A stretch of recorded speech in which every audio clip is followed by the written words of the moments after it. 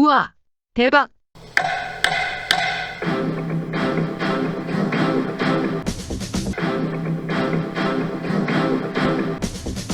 미국 국립보건원 산하에 비영리 연구기관인 에코헬스 얼라이언스가 있고, 이 연구소에 지원된 연구 자금이 중국 우한연구소에 지원되었으며, 우한연구소를 지원한 기간이 단발적이거나 일회성이 아닌 2008년부터 코로나 기원설로 다투는 현재까지도 자금 지원이 계속되고 있었다는 것입니다.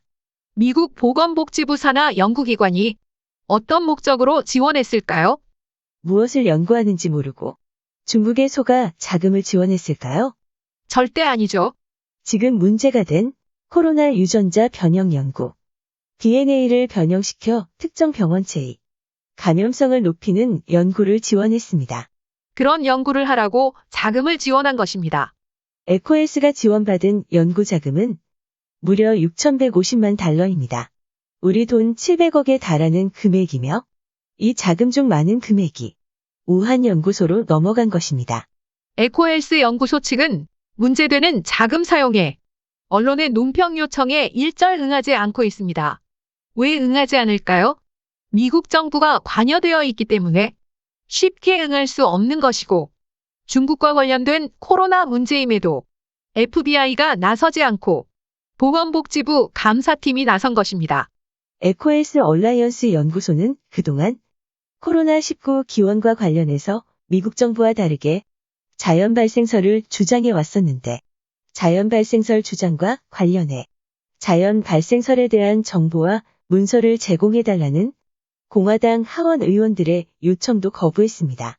비영리 단체인 연구기관이 중국 우한연구소를 지원한 것이지 미국이 지원했다고 보기엔 억지스럽다. 이렇게 말씀하시는 분이 있을 듯합니다.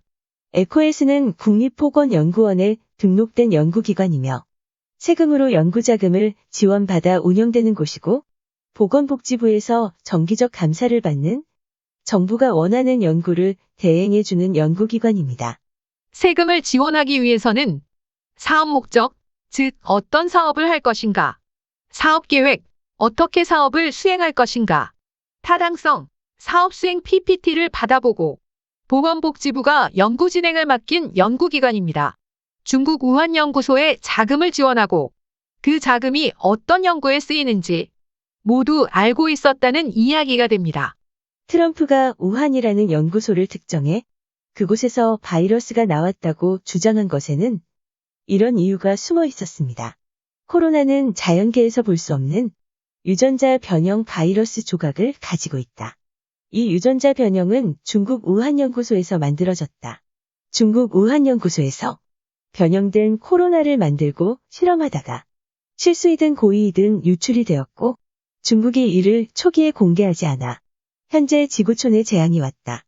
2020년 미국의 코로나가 창궐하기 시작하자 트럼프는 이 내용을 강도 높게 지적했고, WHO를 중심으로 다국적 연구진이 우한을 방문해 코로나 기원 조사라는 것까지 실시했었습니다. 그런데 뜻밖의 뉴스가 오늘 보도된 것입니다. 미국의 보건복지부 감사실이 최근 감사를 벌이는 곳이 있습니다.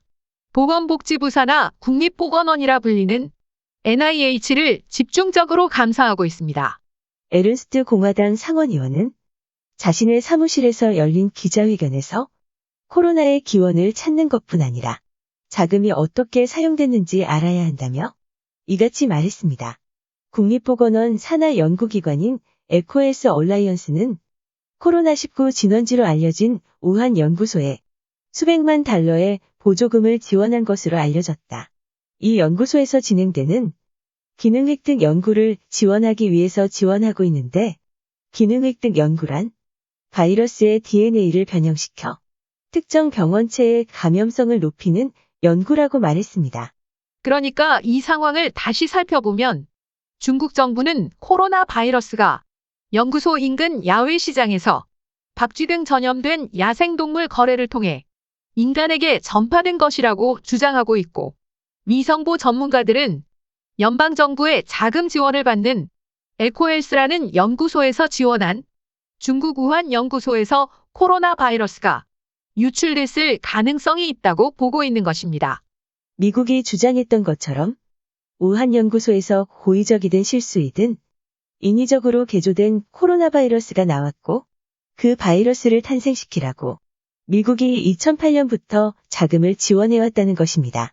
더 명확히 말하자면 우한 연구소에서 무엇을 할 것인지 사업 목적을 정한 것이 미국이고 이 연구에 8개 국가가 관여되어 있고 그 목적을 수행할 연구 자금 중 가장 많은 자금 지원을 미국이 한 것입니다.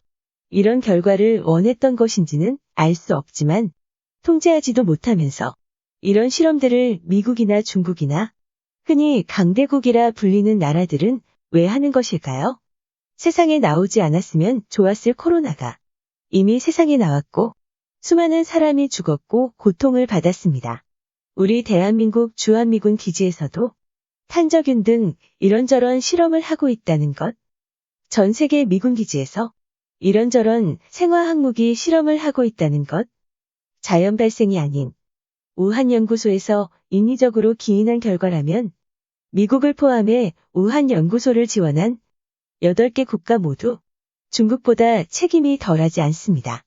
우한 연구소에 자금을 지원한 에코헬스에 사단이 난 지금에 와서 미국에서 보건복지부 자금 지원을 끊는다 해서 전 세계가 지금까지 겪었고 겪고 있으며 언제까지 겪게 될지 모르는 이 고통에 면죄부가 될 수 없습니다.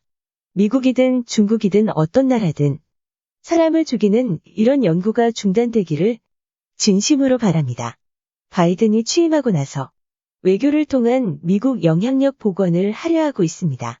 트럼프는 외교가 아닌 미국의 힘으로 모든 것을 하려고 했었습니다. 일본을 확실한 반중국 국가로 만들었고 대한민국을 지칠에 버금가는 국가로 인정하고 중국과 미국 사이에서 현실에 기반을 둔 전략적 모호성 정책을 받아들이고 있습니다.